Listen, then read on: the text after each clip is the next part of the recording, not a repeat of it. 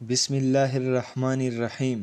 السلام علیکم پختونخوا چینل کے ناظرین، ویڈیو پسند آئے تو لائک اور شیئر ضرور کریں، اور اگر چینل کو سبسکرائب نہیں کیا تو ابھی سبسکرائب کریں، شکریہ۔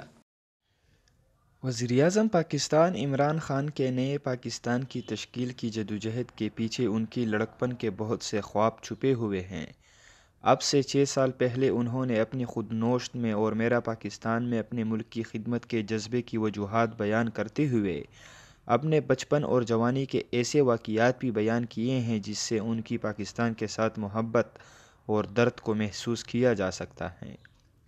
انہوں نے اپنی آنکھوں کے سامنے سرسبز اور صحت مند پاکستان کو جنگل اور بیماریوں اور کرپشن میں بدلتے دیکھا ہے، جس کو پھر سے وہ اپنے حقیقی وجود کے ساتھ تعمیر کرنے کے لیے جدوجہد کر رہے ہیں۔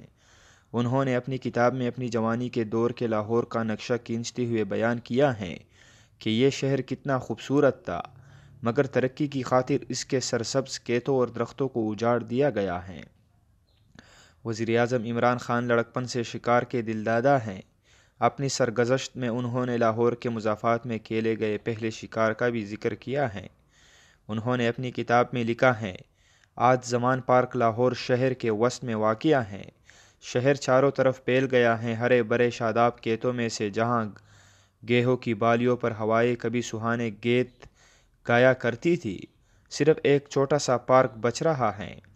تب آسمان پر چمکتے ستارے بہت ہی قریب نظر آتے تھے، اب صحن میں کھڑے ہو کر بات کرے تو بلند آواز میں بات کرنی پڑتی ہے۔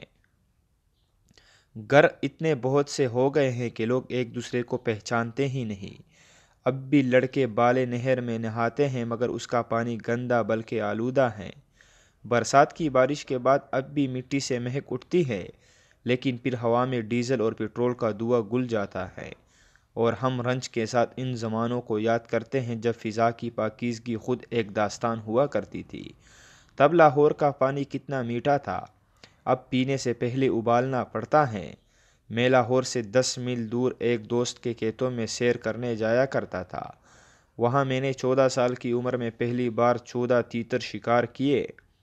میں نے کیسی بھرپور زندگی بسر کی ہے، لیکن وہ سنسنی خیز اور شاندار لمحہ پھر کبھی نہیں آیا۔